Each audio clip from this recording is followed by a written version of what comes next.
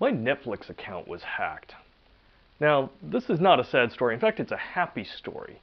It's one that showcases how companies can find the right balance of security while still keeping their customers happy. Now, it all started with an email. I received one from Netflix that said my request to change my email address was successful. Well, I never made any such requests, so I knew immediately what was going on. My account was compromised. All right. Well, digital media accounts like Netflix, in general, they're very difficult to secure, right? Netflix has millions of account holders, and they use their accounts on all sorts of different devices. In fact, in my house alone, I've got over a dozen different devices that connect to Netflix, whether it be cell phones, tablets, PCs, smart TVs, DVRs, Rokus. They're all connected. And customers in general don't apply a lot of security to their accounts. They tend to give them to guests, for example, or use shorter passwords because it's easier to set up the accounts on these different devices. So there isn't a whole lot of attention paid to it. So we've got lots of devices, lots of accounts, less than secure behaviors. It all equates to basically accounts are going to get hacked. This is just a reality that you can't get past. Now, when hackers are successful in compromising accounts, and again, they can do that at the device level, at the user level, at the database level back at Netflix, they can do it on the network. Right? Once they do compromise an account, many times they want to take full control over it. And the first step there is to change the default email account. That will then allow them to do a password reset. And once they reset the password, they've locked out the real user, and they basically own the account. And they can order new services, they can sell the account, or they can use the account however they want. So traditional security around digital assets is really heavily focused around prevention, stopping the initial attack. But in cases like this, given the business use case, that just isn't strong enough. Additional controls are needed. You need to be able to detect when bad things happen and then respond to them very, very quickly. So pay attention if anyone from AT&T or Comcast is listening, because here's what happened with Netflix. The email that I received was very short, friendly, concise, and it said if there were any issues or if you didn't request this, please contact us. And they gave a couple of different methods.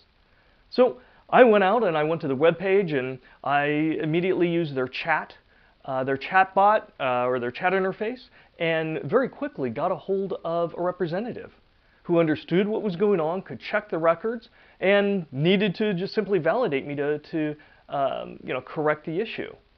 Well, I didn't want to give that information over the chat window, so I explained it, and very quickly, no problem. And they recommended me calling their 1-800 number or their toll-free number, which I did. And to my amazement, instead of 10 different call tree options, there was one. Select a number for English, which I did, and I was immediately transferred to an English native speaking person who could resolve my issue very quickly, who could authenticate me very quickly, not using some obscure password or PIN code, but a piece of information that Netflix already knew and me as the legitimate account holder would probably only know. Very quick, reset my password, gave me the information, and we were done. It was blazingly fast. In fact, the after action survey was only one question. Was I satisfied? Yes. I was flabbergasted. Right? I went and changed my password, took control. Great. Now, the whole significance of this story is not the fact that my Netflix account was hacked. That's going to happen. No big deal. But what really matters here is how Netflix has set up a comprehensive cybersecurity plan, not only to help prevent those things, right, but also to rapidly detect and then respond to them. So they really did some good things here, right? First off, they use security notifications for any type of account changes. You would think this would be commonplace. Unfortunately, it's not. There are many businesses out there that still don't do this. Yet, it's a simple measure. It's one email or a text. And it automatically loops in the end user, who is the most valuable resource in determining whether the actions are malicious or not.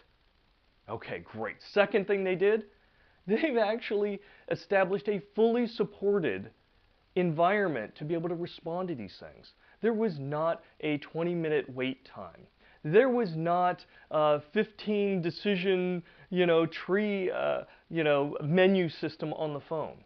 It was very quick and easy, and the people there were empowered to resolve the situation. Awesome. Now, the third thing that they did, and this is more strategically, is they've had to predict all of this. They have to understand the threats that the attackers pose. They have to understand the weaknesses of how their customers are going to be compromised, and then where to apply all those resources. So they've done that prediction to understand what the situation is. They've established preventative controls where they can.